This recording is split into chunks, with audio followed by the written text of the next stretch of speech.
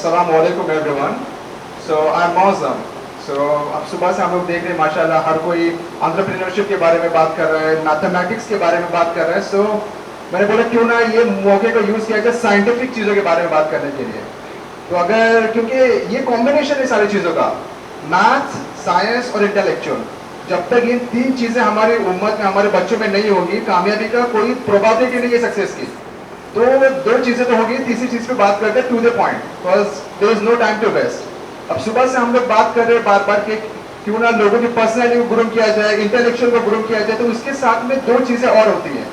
सबसे पहला तो जब हम लोग इंटेलेक्चुअल की बात करते हैं तो हमें ये समझना चाहिए कि बच्चों की जो इब्तिदाई तालीम है वहां से उन्हें सवाल पूछने की आजादी दो। मतलब उन्हें रोकना नहीं कि हाय क्यों पूछ रहा है।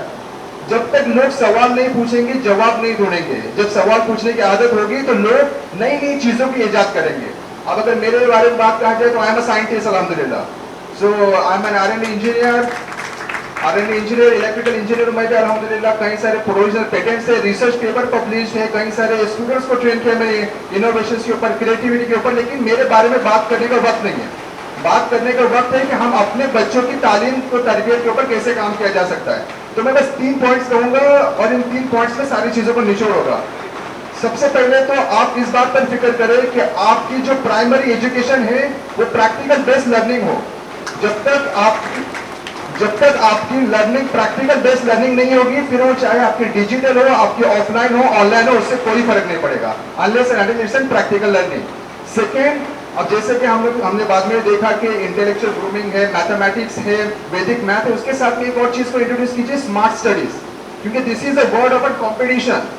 आप कन्वेंशनल तरीकों से नहीं जा सकते। अगर आपको कामयाब होना है इस दौड़ती हुई दुनिया में, तो आपको कोहराम मचाना होगा। और कोहराम तभी मचेगा जब आप स्मार्ट तरीके से काम करोगे। ये हो गई दूसरी चीज। और तीसरी चीज ये कि आपने बच्चों को उभारो कि नए नए आइडिया सोचे। कैसे उभारेंगे? अब हम देखते हैं कि हम सीधा रोक देते हैं कि नहीं ये तुमसे नहीं होगा। हम उनके पोटेंशियल को रोक देते हैं। स्टूडेंट हो तो टीचर रोक दे, टीचर हो तो स्टूडेंट को रोक देता है, पेरेंट्स हो तो बच्चों को रोक देता है। आपको चाहिए कि आप अपने बच्चों को उभारे, अपने बच्चों को आगे बढ़ाए। क्यों? क्योंकि जब वो आगे जाए तो वो ये कह सके कि गिरा पड़ा मैं कई दफा मगर किसी दफा मैं रुका नहीं, देखा सब कुछ छूट रहा पीछे मगर हौसला कभी मेरा छूटा नहीं। इन्हें लगा इन दुनिया वालों को लगा कि होंगी ये शामें भारी मुझ पर, मगर ऐसा कुछ हुआ नहीं। इन मेहनत भरी रातों का वास्ता है, पुराना या आजकल वाला नया नहीं।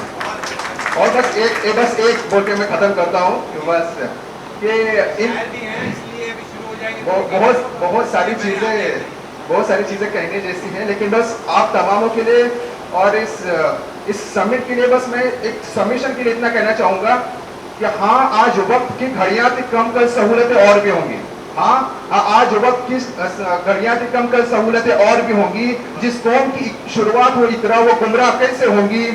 औरों का तो पता नहीं, लेकिन आप और आप जैसी हस्तियां अगर और होंगी तो ये कौम कामयाब कल भी थी, इंशाल्लाह ये कौम कामयाब कल भी होगी। अल्लाह हाफिज़। अस्सलाम वालेकुम। जज़ाकल्लाह।